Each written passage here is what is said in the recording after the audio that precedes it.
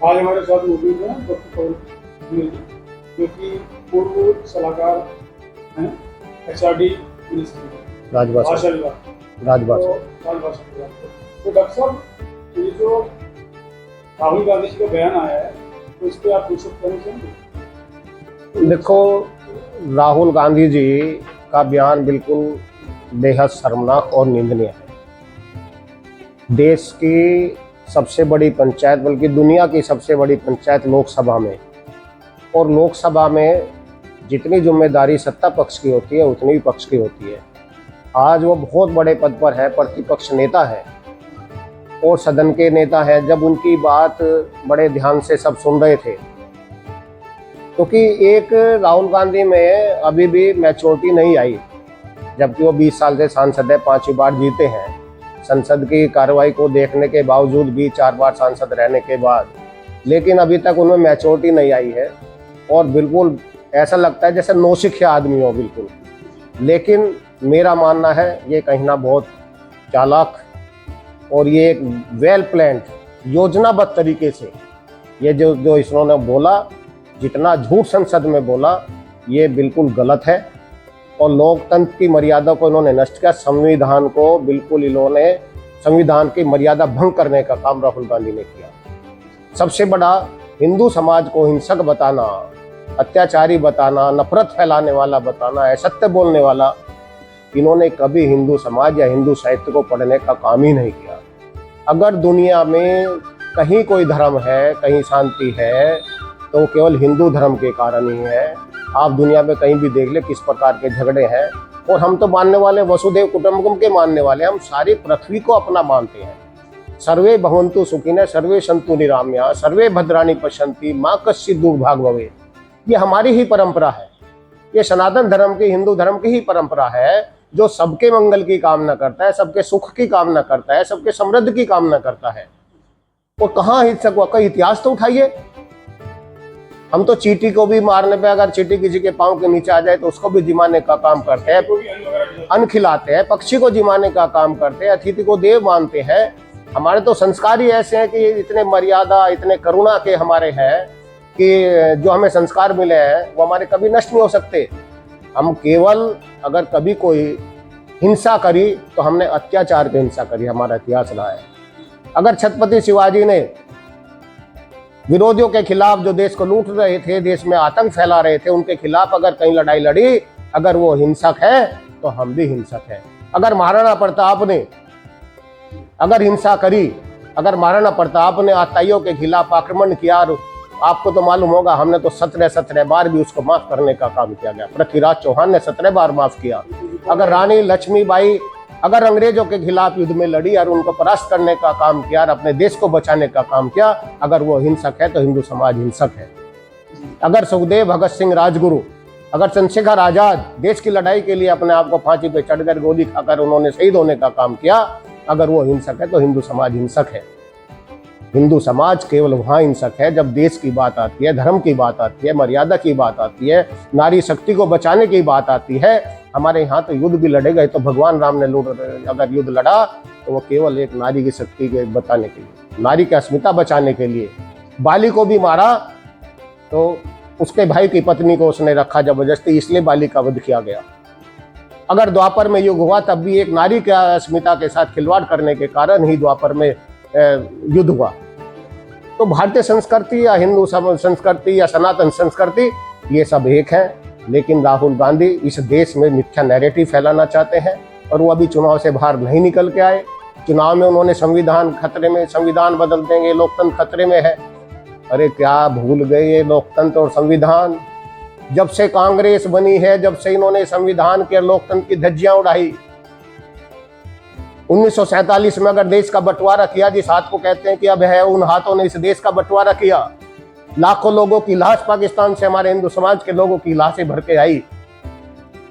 ये अभय हाथ बताते हैं उसको।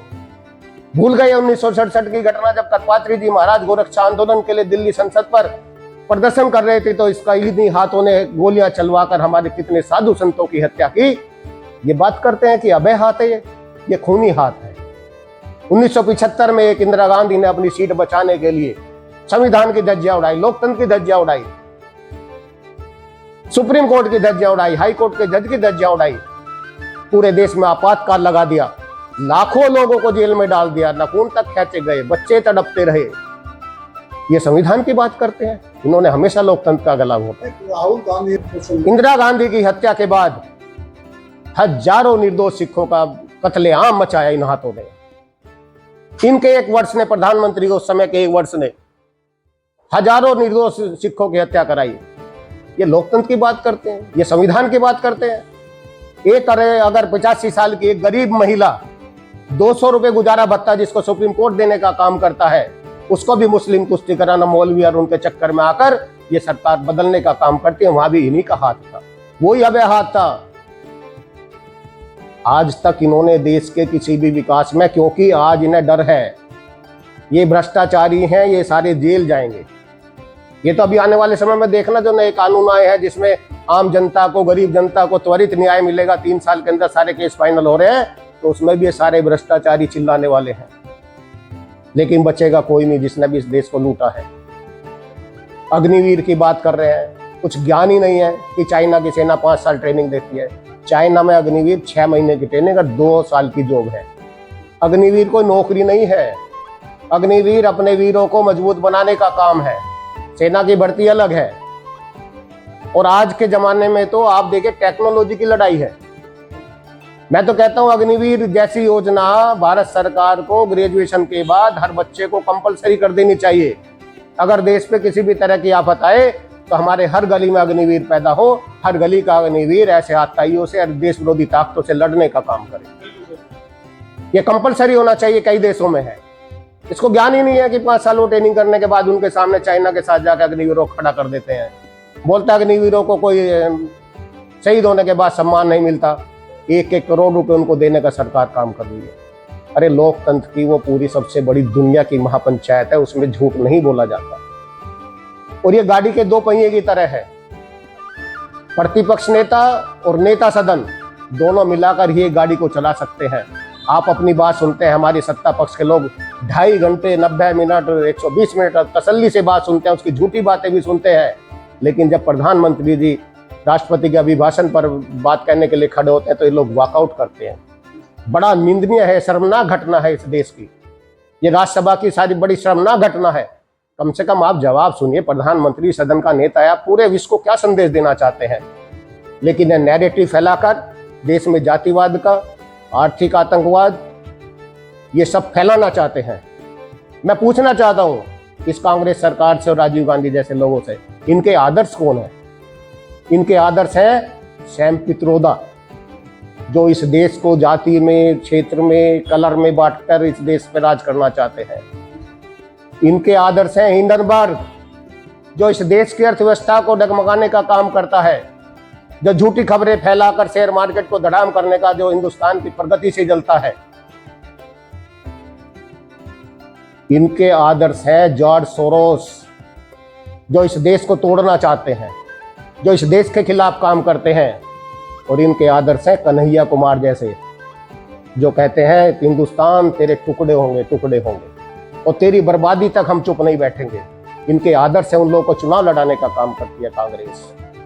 जब से इसका गठन हुआ है कांग्रेस का, इसके हाथ ने देश में आतंकवाद, जातिवाद, क्षेत्रवाद, भाषावाद, और जहां तक ये संविधान की बात करते हैं, इन्होंने बाबा साहब भीमराव अम्बेडकर को 80 बार बदलने का काम, इन्होंने नापाक काम इन लोगों ने किया है।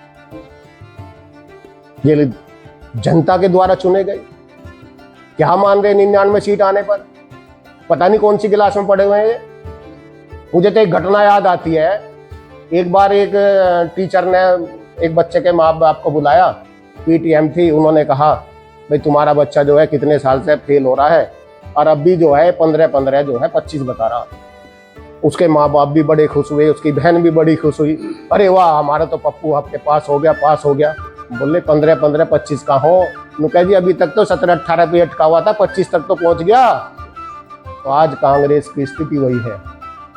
ये 99 को ऐसे मान ले जैसे 99% मार्क्स आ गए। अभी तो 16% ही मार्क्स हैं 543 में से। तो ये देश जो है, आप विपक्ष का काम है सरकार की खामियों को उजागर करना, उनके कामों को बताना और उससे बात करना। लेकिन आज इस देश में वितंडावाद की राजनीति हो रही है, जल्प राजनीति हो रही है। पहले भी होती थी इस देश में। हमने संसद देख रहे हैं, हम 40 साल से संसद को देख रहे हैं, 45 साल से हम लोग संसद की कार्रवाई देखते हैं। हंसी मजाक भी होता था, एक दूसरे पे छींटाकशी भी होती थी, लेकिन वो एक मर्यादा के अंदर होती थी। उसमें कहीं लॉजिक होता था, कहीं विचार होते थे, अपना ज्ञान होता था, अपना अनुभव होता था, शास्त्रार्थ बात होती थी। और वाद विवाद का यही कारण है, बहस का यही विषय होता है कि मैं अपने ज्ञान से, अपने अनुभव से, अपने शास्त्र के आधार पर सामने वाले को संतुष्ट करूं या उसके ज्ञान से मैं संतुष्ट हूं। लेकिन आज केवल जल्प की बात है। जल्प और वितंडा दो ऐसी चीजें हैं जिसमें जल्प में लोग केवल अपनी ही बात को सही मानते हैं, दूसरे की बात को सही मानने का काम नहीं करते। वही कांग्रेस और विपक्ष कर रहा है। मैं तो इससे भी अलग ये वितंडावाद की राजनीति करते हैं, जो वितंडावाद का मतलब है केवल सामने वाले को गलत ठहराना, अपने कोई ना विचार है, ना कोई थॉट्स है, ना कोई सिद्धांत है, ना अपना कोई बात है, अपनी कोई बात नहीं, लेकिन ये कहना कि आप गलत हैं, आप गलत हैं। ये वितंडावाद की राजनीति कांग्रेस और आज विपक्ष कर रहा है। हम इसकी घोर निंदा करते हैं और भगवान से प्रार्थना करते हैं कि इन्हें सद्बुद्धि दे, हिंदुओं के बारे में गलत बोलना बंद करे, तर्क और सही बातें संसद में रखने का काम करें, क्योंकि देश रहेगा, देश में सब लोग खुशहाल रहेंगे, तभी ये देश तरक्की करेगा। और मेरा मानना तो ये है, जो लोग ये अडानी और अंबानी का विरोध करते हैं, मैं कहता हूँ इस देश में 1000 अडानी अंबानी हो, ताकि कोई बेरोजगारी ना रहे, हर लोगों की आय बढ़े। आज 25 करोड़ लोग जो आज गरीबी रेखा से नीचे आए हैं। आज का भी अखबार पढ़ा होगा सुबह कि आज केवल 25 में से 12% या कितने % लोग गरीबी रेखा से नीचे हैं। ये सरकारी योजना देश के विकास के कारण ही है। आज हम तीसरी अर्थव्यवस्था जब बनने जा रहे हैं, लेकिन नैरेटिव फैलाकर विदेशी निवेशकों को रोकना चाहते हैं, हमारे उद्योगपति के उत्साह को हतोत्साहित करना चाहते हैं। हम तो चाहते हैं कि हर शहर में एक अडानी और अंबानी पैदा हो जाए तो हमारा देश खुशहाल होगा, हम अमेरिका सारे विश्व आगे निकल जाएंगे। हम चाहते हैं हमारा देश समृद्ध हो, और हमारी सरकार का और हमारा लक्ष्य है 2047 में सबसे विकसित राष्ट्र बनाना, सबसे विकसित भारत बनाना। हम 2047 की बात करते हैं, लेकिन ये अभी 2014 से बाहर नहीं निकल पाए। राहुल गांधी को असल में बीमारी क्या है? इनको बीमारी है कि मानते हैं कि हम राजा हैं और हम राजा के घर पैदा हुए। आपको ध्यान होगा जब 2009 में भी मनमोहन सिंह जी प्रधानमंत्री थे, इन्होंने तब भी एक बिल लाए हुए को सरेआम फाड़ा था। इस देश के प्रधानमंत्री संसद के लाए हुए बिल को ये फाड़ने का काम इस आदमी ने किया, जिसकी उम्र प्रधानमंत्री से आधी उम्र थी। ना उम्र की मर्यादा है, ना पद की मर्यादा है, ना संविधान की मर्यादा है, ना लोकतंत्र की मर्यादा है, कोई मर्यादा इनके अंदर नहीं है। अभी मैं तो उस दिन सुन रहा था, एक बात और कही कि बताइए, मैं प्रतिपक्ष का नेता हूँ, लोकसभा अध्यक्ष जो है प्रधानमंत्री जी से तो झुक के मिल रहे हैं और मुझसे हाथ मिला रहे हैं। अरे हमारी संस्कृति है मेरे भाई, बड़े आदमी के सामने झुकते हैं, चाहे वो कोई भी हो। छोटे के आगे नहीं झुकते, छोटे के सामने। तो तुम्हें झुकना था ओम बिरला जी के सामने कि तुम उनसे उम्र में छोटे हो, ये आपको सीखना पड़ेगा राहुल गांधी जी। लेकिन आप नैरेटिव फैलाकर, आपने बहुत चुनाव में नैरेटिव फैलाया, देश तोड़ने का काम किया। एक उन्होंने आरोप लगाया यहाँ भाग कर आई है, मेरे इसको प्राण बचाने का मेरा काम है। राजा जान बचाने के लिए जब वो उसका शिकार कर रहा था, तो शिव ने कहा कि मैं अपनी गर्दन दे सकता हूँ, लेकिन मेरी शरण में आया, मैं शिव की इस कबूतर की रक्षा करूंगा। हमारी ये परंपरा रही है। आप देख रहे हैं जनता को आप कुछ संदेश देना चाहेंगे देश की जनता को? मैं देश की जनता को यही संदेश देना चाहता हूँ। वैसे तो हमारे देश की जनता बहुत बुद्धिजीवी, बहुत अक्लमंद और बहुत विद्वान है, लेकिन फिर भी किसी भी बात को किसी भी राजनीतिक पार्टी के सुनने के ऊपर ही विश्वास ना करें। वो अध्ययन करे और सही बात का विचार करे कि क्या बात राष्ट्रहित में है और क्या बात अराष्ट्र में है। क्योंकि ये जाति, ये 6 धर्म, ये राजनीति, ये बंटवारा, ये तभी रहे जब ही कामयाब होगा, जब ये देश सुरक्षित रहेगा। अगर इनके कारण देश टूटता है या देश में कोई भी आँच आती है, तो हम कहीं सुरक्षित नहीं हैं। आप इतिहास देख सकते हैं कि सनातन का केवल एक ही राष्ट्र है पूरी दुनिया में, केवल भारत राष्ट्र है। और जितने 200 देश हैं, आप वहाँ की स्थिति जान सकते हैं कि क्या स्थिति है, किस प्रकार वहाँ लड़ाई है। तो आप सभी सावधान रहें, ऐसे नैरेटिव फैलाने वालों के बहकावे में ना आए। ना संविधान को कोई बदल सकता है, ना बदलने की किसी में ताकत है। आदरणीय प्रधानमंत्री जी ने भी चुनाव के दौरान भी कहा था कि अगर बाबा भीमराव अम्बेडकर भी आ जाए तो वो भी संविधान को रद्द नहीं कर सकते, बदल नहीं सकते। लेकिन लोग गुमराह करके जाति के नाम पर झूठे मिथ्या नैरेटिव फैलाकर ये देश हित में काम नहीं कर रहे हैं। लोग इनसे सावधान रहें, अपनी बुद्धि और विवेक का काम राष्ट्र हित में करें। राष्ट्र सुरक्षित, हम सुरक्षित, सनातन सुरक्षित, हम सुरक्षित, सब कुछ हम राष्ट्र के आधार है। हमारा अस्तित्व कुछ नहीं है, हम उसमें एक धूल के समान है। तो हमें केवल राष्ट्र की कल्पना करनी चाहिए। मैं आपको एक उदाहरण देते हूँ।